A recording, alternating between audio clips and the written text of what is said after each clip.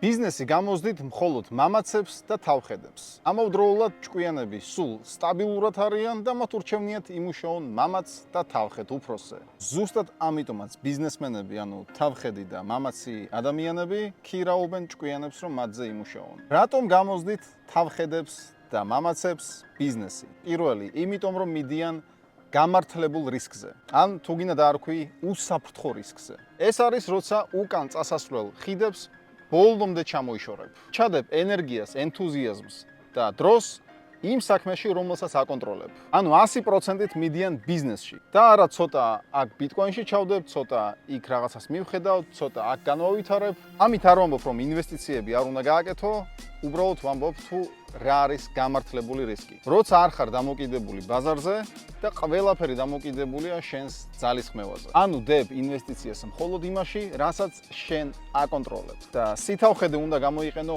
მოლაპარაკებაში. სიმამაცე იმაში, რომ შენი მიზანი გახდეს რეალობა. მხოლოდ ასეთი მიდგომით ბიზნესი ხდება წარმატებული.